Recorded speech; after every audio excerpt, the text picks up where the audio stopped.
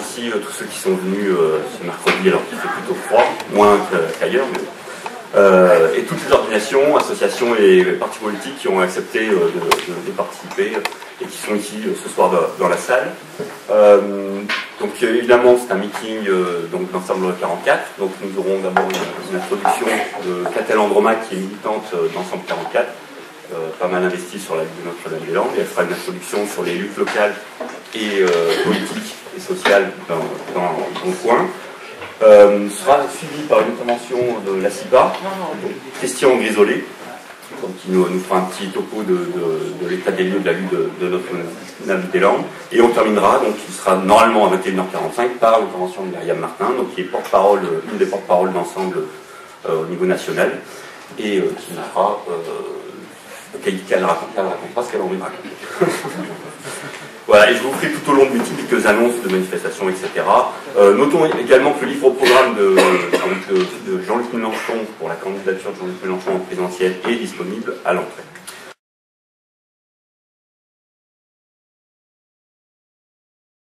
Alors d'abord je voudrais dire que je suis très heureuse d'être présente ici, hein. J'ai pas hésité une seconde, même si j'ai un emploi du temps un petit peu chargé pour venir à Nantes.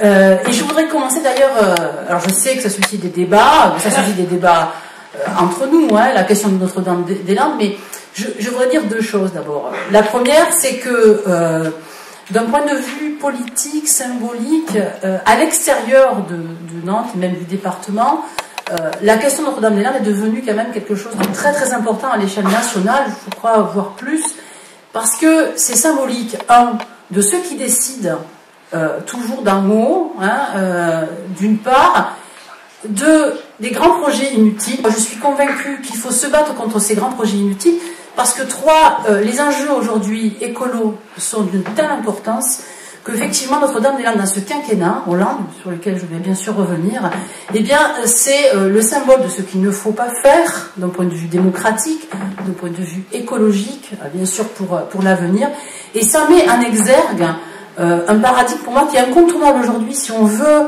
ensemble élaborer un projet pour l'avenir, et je dis bien un projet pour l'émancipation humaine, bien le paradigme de l'écologie. On ne peut pas continuer ainsi. Alors, Notre-Dame-des-Landes est un petit peu symbolique de ça, bien sûr. Bon, je dirais quelques mots sur d'autres sujets qui aujourd'hui sont en train d'être discutés, qui ne sont pas simples dans la période. Là, je le concède tout à fait. Regardez le débat qui traverse actuellement notre pays sur les coupures d'électricité, le problème des centrales nucléaires, et donc se pose la question, bien sûr, de l'avenir énergétique de ce pays.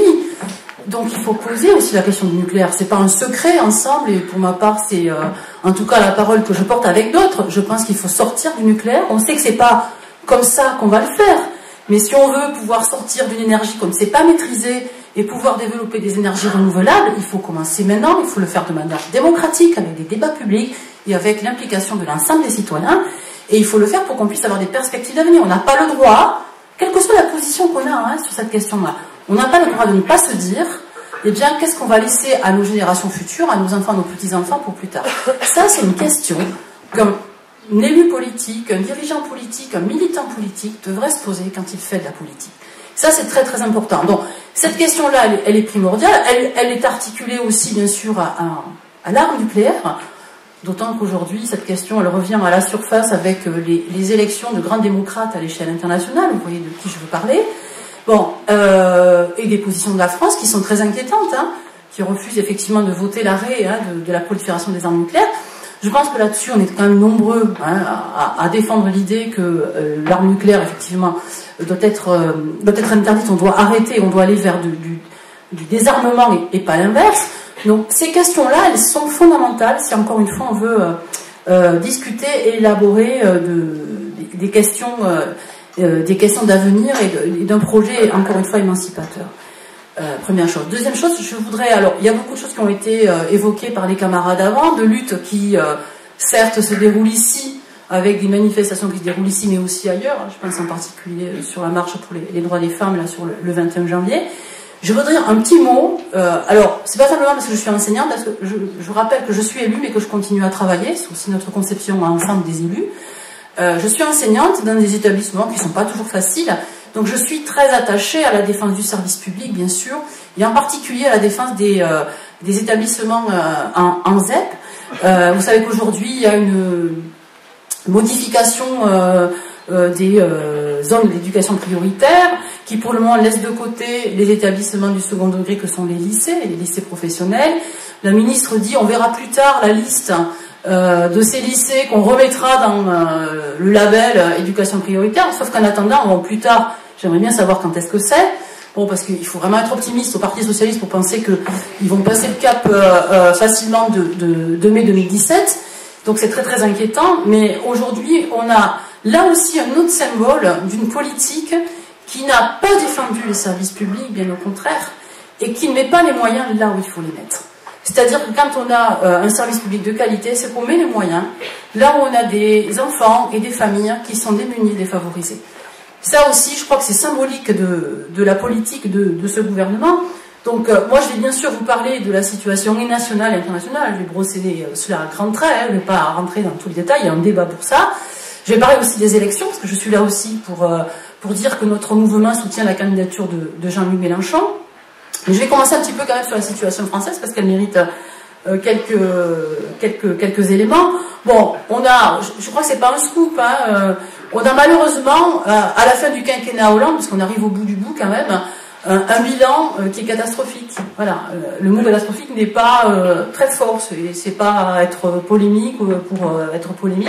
C'est un bilan qui est catastrophique. Bon, on ne fait pas partie forcément des gens qui avaient des illusions en 2012, mais là pour le coup quand même, on a essuyé une politique qui a contribué à déboussoler des millions de gens, à décourager de la politique des millions de gens, à éloigner de la politique des millions de gens et en plus à favoriser, même si c'est pas mécanique, mais ça a favorisé les discours simplistes, les discours de repli, les discours xénophobes, racistes, et notamment ça a favorisé l'extrême droite et en particulier bien sûr le Front National. Ce que disait Frey sur une réunion du BUD, bon il y a quelques années de ça, pour être une vieille militante, il y a des choses qui ne se seraient pas produites. Bon voilà, et on aurait été devant en plus pour les empêcher de rentrer, peut-être même plus que ça. Aujourd'hui, ils osent tout. Et je pense qu'il faut quand même qu'on ait en tête quelle est la réalité de ce danger. Voilà, l'extrême droite aujourd'hui, c'est pas quelque chose qu'on fantasme, c'est un vrai danger dans ce pays. Bon.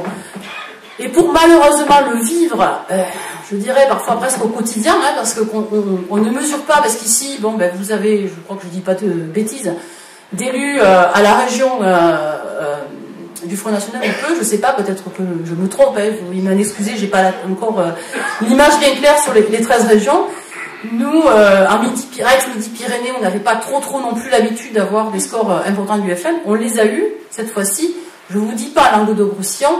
On se retrouve dans une assemblée de 158 élus avec 40 élus FN, c'est-à-dire un quart de l'assemblée. C'est atroce. Voilà, c'est une bataille rangée de tous les instants. Et on doit affronter ces gens-là. Il faut les affronter, bien sûr. Il faut les dénoncer. Il faut montrer grand temps ce qu'ils sont, ce qu'ils disent. Hein, ce ne sont pas des gens qui défendent les classes populaires. Ça, c'est de la posture pour faire croire que ce sont des gens qui, de toute façon, ont des idées très libérales. Alors nous, en plus, on a tendance plutôt Marion Maréchal Le Pen, avec tout ce que ça comporte de sympathique. Ce sont des gens qui ne défendent pas, bien sûr, les classes populaires, qui ont un discours maintenant complètement, c'est plus que décomplexé, hein, sur les femmes, sur l'avortement, sur les immigrés, sur les migrants, enfin, c'est atroce. Il faut combattre, et puis il faut surtout expliquer à nos concitoyens qu'il doit y avoir un autre espoir, qu'on doit pouvoir porter un autre espoir, à gauche, bien sûr, la vraie gauche, ce qui était un petit peu écrit et projeté, une gauche qui se bat, une gauche qui renonce pas, et que ce projet-là, il est possible. Bon. Donc on a un bilan du quinquennat qui est bien sûr de ce point de vue-là très très mauvais parce que ça ne nous aide pas à nous faire entendre, à nous faire comprendre et puis aussi parce qu'il faut le dire, la gauche de la gauche ou la vraie gauche, vous dites comme vous voulez, elle est apparue ces derniers mois et dernières années très divisée et qu'aujourd'hui il faut effectivement la rassembler pour pouvoir porter un autre projet. Alors, moi je ne suis ni pessimiste ni optimiste, je suis réaliste et j'essaie de constater avec vous tous et toutes ce que nous avons devant le nez aujourd'hui. On a une situation, y compris, je disais internationale, qui est assez inquiétante. Hein. J'évoquais il y a peu d'instants l'élection de Donald Trump à la tête des États-Unis. Bon, même si de ce pays il peut arriver beaucoup de choses, on n'aurait pas parié il y a quelques mois l'élection de d'un individu de ce type-là, qui tient, outre, on peut toujours parler de sa bêtise monumentale, hein, c'est, vous pouvez dire un idiot, hein, la preuve en est, mais le discours sexiste, raciste, homophobe, enfin, un discours très démago, bon, ce discours-là, il a tenu la route. Face à soi-disant les élites. Voilà. Et il y a des hommes et des femmes qui ont pensé qu'ils pouvaient être représentés par ce type d'individu, avec tous les dangers que ça comporte à l'échelle internationale. La crise européenne, alors le Brexit un des éléments, donc on pourra aussi reprendre cette question-là en termes de débat sur l'Europe aujourd'hui. Bon, moi je ne vais pas me lancer dans une analyse du Brexit. Je pense que c'est plus compliqué que de dire c'est un vote d'extrême droite ou c'est un vote qui conteste l'Europe telle qu'elle est. Il y a de tout ça là-dedans. Bon, le problème du Brexit, c'est que surtout ce qui a été mis en avant dans le cadre de l'avant-vote, c'est aussi un discours raciste et xénophobe anti-immigré. Bon, je ne défends pas l'Europe, je pense qu'il faut la refonder, qu'il faut absolument détruire les traités tels qu'ils sont aujourd'hui. Je sais qu'il y a un débat entre nous aussi, je ne sais pas s'il faut dire, moi je dis encore le front de gauche, vous m'en excusez, ou dans l'ex-front de gauche, qu'il y a un débat sur l'Europe, mais sur le fond il n'y en a pas.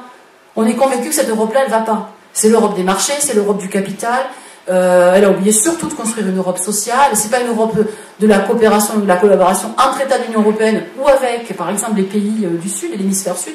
C'est une Europe dominante, une Europe insupportable, une Europe qui peut se permettre tout et n'importe quoi d'un point de vue démocratique, assassiner le peuple grec, enfin bon, on connaît tout ça, on n'a pas de problème là-dessus. Sauf qu'aujourd'hui, les politiques qui sont menées au sein de l'Union Européenne et les institutions telles qu'elles sont, font que si on ne refonde pas l'Europe, on n'en sortira pas.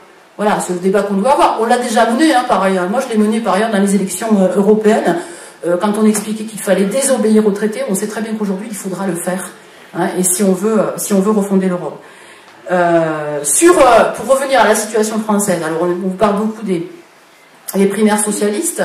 Je ne vais pas vous gaver ce soir avec ça, parce qu'on nous en gave quand même pas mal du matin au soir si vous allumez la radio, la télé ou Internet. Quelques mots quand même là-dessus. Bon, on a une situation qui est assez ubuesque par ailleurs, avec une primaire, et on ne sait pas si le sortant, enfin on est quasiment sûr peut-être que de toute façon le sortant ne sera pas au second tour. Bon, c'est une situation qui est probable. Je ne dirais pas que c'est la même chose entre Valls et Hamon, on est bien d'accord. Bon, le problème qu'il y a dans cette primaire, c'est que quel que soit le vainqueur, les autres vont soutenir celui qui va sortir en premier du lot. C'est assez, tout ça va quand même nous amener aujourd'hui à une vraie discussion au sein du Parti Socialiste, peut-être son exclusion, j'en sais rien. Il est en crise. Alors c'est pas que moi qui le dis, c'est pas une histoire de se réjouir d'eux. Il y a des socialistes qui pensent que le Parti Socialiste va pas faire long feu tel qu'il est aujourd'hui. Et c'est vrai que le fait est que depuis des années, et depuis en particulier le gouvernement Valls, et avec l'arrivée de Macron au gouvernement, on a bien compris que ce qui se passait, c'est vrai que c'est une modification, je dirais, qui va jusqu'au bout, à son terme, d'un Parti Socialiste qui n'est plus socialiste, ou qui ne l'est que de nom, qui n'est même pas social-démocrate, et qui, effectivement, a mené une politique libérale, d'un point de vue économique et social, qu'aurait pu mener, on va dire, une bonne partie de la droite. Bon, je vais m'arrêter juste sur un élément qui me tient un petit peu à cœur, mais je pense que ça vous tient aussi à cœur ici, c'est l'histoire de la loi travail et de la loi El Khomri. Bon, ça, c'est quand même symptomatique d'une politique qui veut en finir avec un certain nombre d'acquis sociaux. Et c'est pas rien quand on se dit de gauche. Quand on se dit de gauche. C'est pas rien, et c'est une étape, je crois, qui a été franchie là, et qui est bien évidemment une étape considérable. Alors, bon, dans ces conditions, évidemment, on se dit qu'est-ce qu'on va faire. On l'a dit, l'extrême droite à l'offensive, même si c'est peut-être aussi plus compliqué que ça, parce que je vous rappelle que pendant la loi El Khomri, on n'entendait pas beaucoup le Front National, mais on avait un autre discours dans la rue, qui faisait du bien, par ailleurs, qui fait toujours du bien, parce qu'il s'est passé des choses quand même pendant ce mouvement, même si au bout du bout, on a été défait, mais c'est aussi passé par le 49-3, par les mesures les plus antidémocratiques de la Ve République, si encore on peut dire que cette Ve République est démocratique. Mais on a aussi un danger réel qui est celui de la droite. Là aussi, la primaire à droite ne m'intéresse pas du tout. Enfin, elle m'intéresse sur deux choses. La première, c'est que tous disaient à peu près les mêmes choses d'un point de vue économique et social. Donc, savoir si c'est 250 000 fonctionnaires qu'on va supprimer ou 500 000, le problème, c'est que c'est la même politique. Il y a peut-être une différence dans le discours sociétal, bien évidemment, et on se retrouve avec un Fillon qui, à la fois, tient un discours super libéral et qui nous promet, là pour le coup, effectivement, une autre catastrophe à venir, mais en plus de ça, qui a un discours réactionnaire, hein, de régression et sociétale et sociale qui est sans précédent. Donc le danger est là. Alors je disais, dans cette situation-là, bon, qui pour nous quand même, je vais essayer quand même de donner un petit peu un aspect optimiste et positif, c'est le but aussi, mais au départ et dans les derniers mois qui se sont déroulés, en dehors des luttes qui ont existé et auxquelles on a participé, on veut effectivement pouvoir reconstruire quelque chose, je vais y revenir, il va falloir qu'on réfléchisse tous ensemble aussi à mettre en avant ce qui nous rassemble. On est de ceux et celles qui pensent que la campagne de Jean-Luc Mélenchon est une campagne qui peut nous permettre d'avoir un vrai point d'appui pour à la fois construire un mouvement unitaire, rassembleur, ce que j'espère, et aussi des perspectives qui sont possibles, hein, qui donnent donc des perspectives dans un avenir proche. Parce que la question qui se pose, moi ça j'en suis convaincue depuis de longs mois, voire de longues années, c'est la reconstruction de gauche radicale. Bien. Et pour reconstruire cette gauche-là, alors moi je dis la gauche qui renonce pas, la gauche qui se bat, la gauche de combat, j'ai encore la faiblesse de penser que c'est pour moi la vraie gauche. Je ne dis pas qu'elle est délimitée d'ailleurs de manière partidaire. Bon, parce que ce constat-là et cette envie-là, on la partage dans les organisations politiques qui peuvent exister, sans doute chez des militants socialistes et des courants socialistes qui peut-être vont faire enfin un choix, hein, peut-être celui de rejoindre cette gauche de combat, mais aussi hein, dans les collectifs militants, dans les associations, dans les organisations syndicales, parmi les hommes et les femmes qui attendent un petit peu un geste là pour pouvoir un petit peu aussi se lancer ou se relancer dans la bagarre. Je pense que ça c'est essentiel dans la période qui s'ouvre. Cette campagne est un point d'appui, mais il faut construire ensemble un cadre démocratique, unitaire, voilà, combatif, où tous ceux et toutes celles qui veulent militer, qui veulent participer, doivent pouvoir se retrouver. Ça, c'est essentiel. C'est essentiel pourquoi? Bon, d'abord parce qu'il faut redonner de l'espoir. Je crois que c'est aussi notre rôle, de redonner de l'espoir. Oui, on peut se battre.